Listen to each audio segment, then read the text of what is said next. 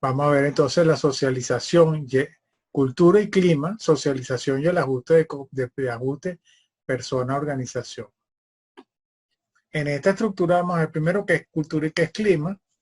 Después vamos a ver cómo hay un nuevo camino de exploración que se llama la fuerza del clima y de la cultura. Vamos a ver el clima y la cultura desde la perspectiva multicultural, la socialización y el ajuste persona-organización y la socialización desde el punto de vista internacional.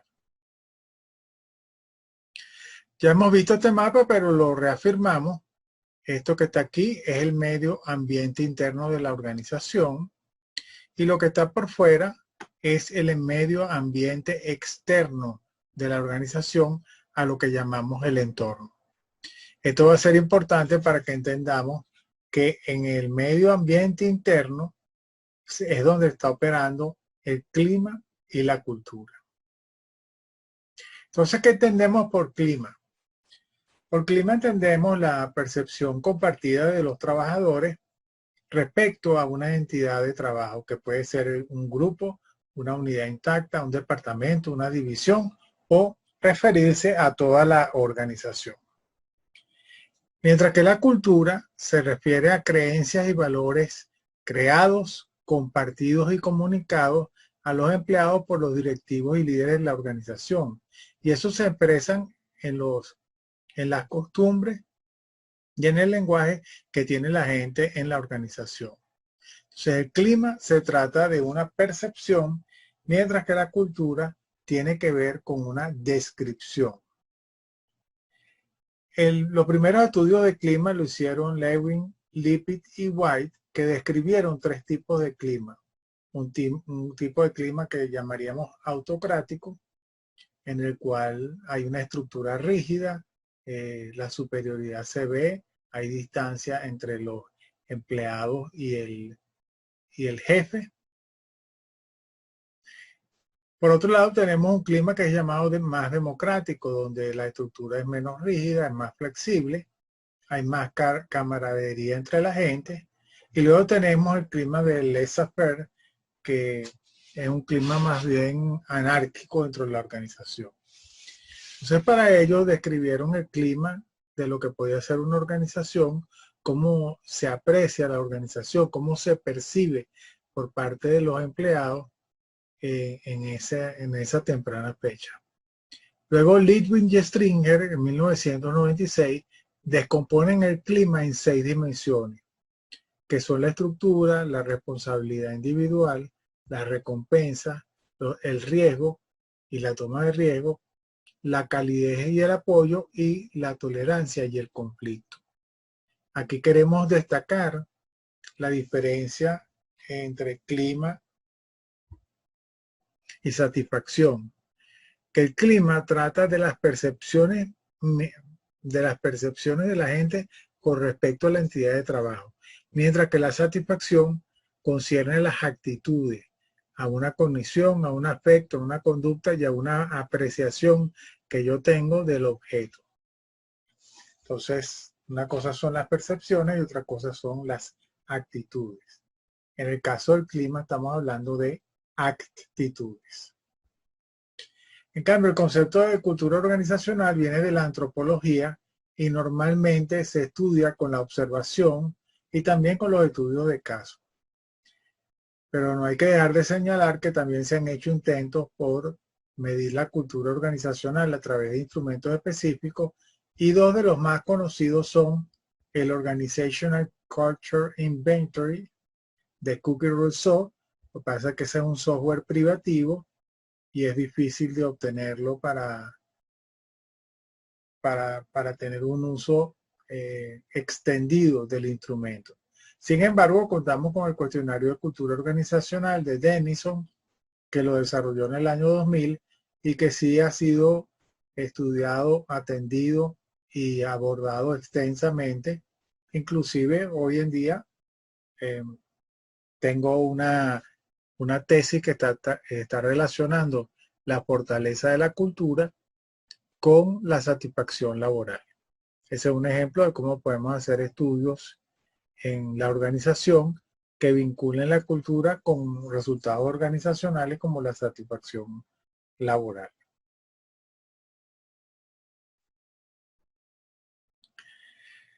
Luego de un tiempo se ha empezado a estudiar un concepto que se llama la fuerza de la cultura y el clima, que se refiere a la intensidad con que los miembros de una institución comparten la percepción en el caso del clima o el valor de creencia en el caso de la cultura. Utilizando el estadístico de la desviación típica, si existe una desviación típica muy grande, es decir, si hay mucha varianza, si hay mucho coeficiente de variación, quiere decir que la cultura o el patrón de valor en el caso, la cultura o en el caso de la percepción del clima, no es lo suficientemente sólido. Y entonces los estudiosos pueden apreciar cómo es el comportamiento de la gente de acuerdo con este constructo que se llama la fuerza de cultura y de clima. De cuando en cuando ocurren choques de cultura. Por ejemplo, de esto tú no te vas a acordar porque ocurrió hace muchos años. PDVSA tiene ya mucho tiempo instalada, pero antes de PDVSA existían unas filiales que se encargaban de todo el negocio de la distribución del petróleo y de la gasolina. Y esas empresas se llamaban Maraven, Lagoven y Corpoven. Cuando PDVSA decidió unirla, empezaron los choques de la cultura, porque Maraven, Lagoven y Corpoven tenían incluso culturas diferentes.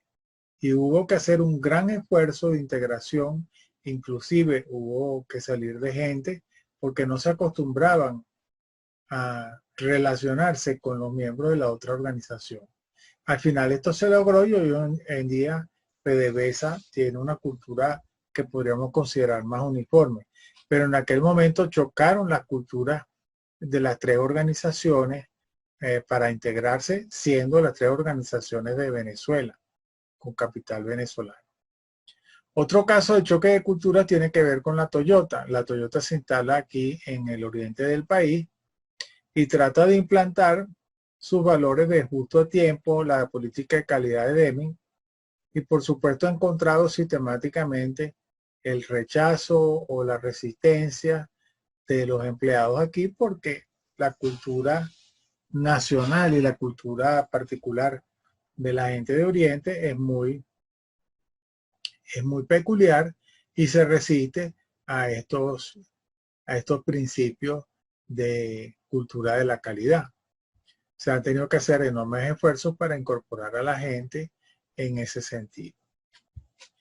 Cuando la gente es expatriada, es decir, es llevada a otro país y hay, como decir, hay una oficina matriz de una empresa y después están las sucursales, cuando la gente se incorpora a esas sucursales, puede ocurrir varios casos en términos de cultura. Una es el etnocentrismo, que el valor de la compañía madre se impone en la sucursal. Por ejemplo, si la casa matriz está en Estados Unidos, ya que hay una sucursal, el etnocentrismo significaría que los valores que hay en la casa matriz se tratan de imponer en otro país donde están sus sucursales. El policentrismo es al revés. Si la matriz está en Estados Unidos y la compañía está, la sucursal está aquí en Caracas, por ejemplo, se respetarían los valores de la compañía local si aplicamos el policentrismo. El regiocentrismo implica mezclar los valores de ambas culturas hasta producir una buena integración. Y el geocentrismo es entre los actores participantes de ambas compañías se van construyendo los valores que van a determinar el futuro de la compañía. Es decir, que tenemos que ser muy sensibles cuando nosotros trabajamos con las organizaciones, porque además el asunto de la cultura organizacional es la que puede prestar mucha resistencia a los esfuerzos de cambio y desarrollo organizacional. Otro punto que tenemos importante en este capítulo es lo que se llama el ajuste persona-entorno. Y ahí lo tenemos representado en varios óvalos concéntricos. Desde el centro hacia afuera está el ajuste persona-persona, que se refiere, por ejemplo, al ajuste de la persona con el supervisor. Luego está el ajuste de la persona con el trabajo, con el job, que es importantísimo. Luego viene el ajuste de la persona con el grupo de trabajo, el ajuste de la persona con la organización y la capa más externa es el ajuste de la persona con su propia vocación.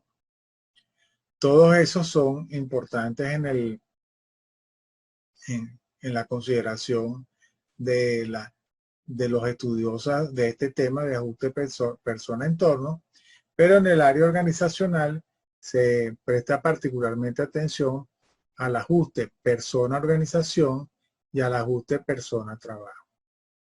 Y aquí vamos a ver los esfuerzos que se hacen en esa dirección.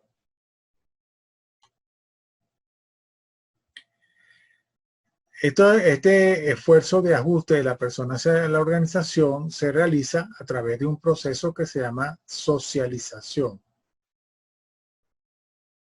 que es un proceso por medio del cual la persona se da cuenta de los valores y procedimientos que tiene la organización. Y desde la organización, la socialización comienza primero desde el proceso de reclutamiento, luego hay procesos de inducción que sirven para socializar y el mentoring es un buen recurso para la socialización. Mentoring es asignar a una persona de mayor experiencia y de mayor edad que la persona que está ingresando y de alguna manera ella el mentor la conduce por algunos años hasta que la persona queda bien instalada dentro de la organización. Entonces, de acuerdo a este modelo de los 3 estadios de socialización, hay una parte que es la socialización anticipatoria que ocurre en el proceso de reclutamiento cuando el reclutador hace un registro real de lo que va a ser el puesto y habla sobre la organización, pues allí se establece con claridad qué es lo que se espera de las personas en la organización. Y por ahí comienza la iniciación. Luego viene la fase de encuentro en la cual la persona recibe propiamente una inducción para ingresar a la organización y es un periodo donde empieza a estabilizarse esa relación y empieza a ajustarse a la persona a la organización. Y finalmente está el último estadio, que es el estadio de la metamorfosis, donde la persona se transforma para integrarse definitivamente a la organización. Así que tenemos 3 estadios en este proceso: el proceso de socialización anticipatoria, el proceso de encuentro propiamente dicho, de ingreso, que es el proceso de inducción, y el proceso de metamorfosis, que lleva a la persona realmente a integrarse finalmente a la organización. Después tenemos un modelo que se llama el modelo de atención, selección y desgaste. Igualmente comienza con el reclutamiento, sigue con la selección, pero ¿qué es lo que nos dice este proceso? Que las personas y las organizaciones pasan por un proceso conjunto de evaluación del ajuste personal en la organización, pero basado en las características de personalidad. Y lo que va a ocurrir es que se trata de atraer y seleccionar a aquellas personas cuyas características se parezcan y sean homogéneas con la fuerza laboral existente.